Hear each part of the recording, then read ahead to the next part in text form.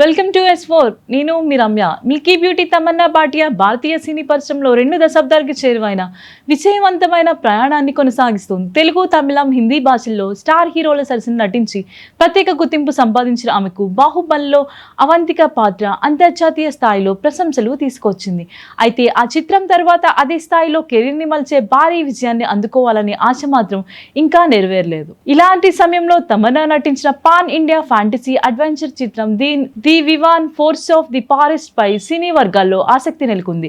సిద్ధార్థ్ మల్హోత్రా హీరోగా నటిస్తున్న ఈ చిత్రానికి దీపికా మిశ్రా దర్శకత్వం వహిస్తున్నారు.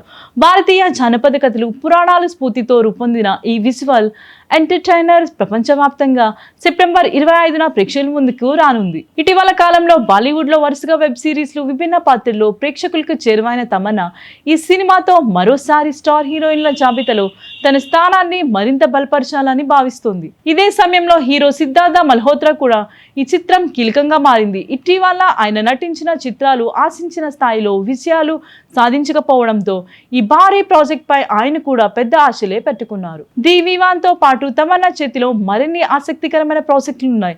హర్రర్ ఫ్రాంచైజ్ రాగిని MMS 3లో విభిన్నమైన పాత్రలు నటిస్తుండగా ప్రముఖ దర్శకుడు వి శాంతారాం జీవిత కథ ఆధారంగా రూపొందుతున్న బయోపిక్ లోను కీలక పాత్ర పోషిస్తుంది. అలాగే దర్శకుడు జగన్ శక్తి తెరకెక్కిస్తున్న 2 హిందీ చిత్రాల్లో ఆమె నటిస్తుంది. దక్షిణాదిలో కూడా తమన్నా తన జోరును కొనసాగిస్తుంది. తమిళ స్టార్ హీరో విశాల్తో కలిసి పురుషన్ చిత్రంలో నటిస్తున్న ఆమె మరోసారి కోలీవుడ్ ప్రేక్షకుల్ని అలరించేందుకు సిద్ధమవుతుంది. సుమారు 150 కోట్ల బడ్జెట్ లో రూపొందుతున్న ది వివాన్ విజయం సాధిస్తే బాహుబలి తర్వాత తమన్నా కెరీర్లో మరో కీలక మైలురాయిలుగా నిలిచే అవకాశం ఉందని సినీ విశ్లేషకులు భావిస్తున్నారు. దీంతో ఈ చిత్ర ఫలితంపై ట్రేడ్ వర్గాలతో పాటు అభిమానుల్లోనూ భారీ అంచనాలు నెలకొన్నాయి.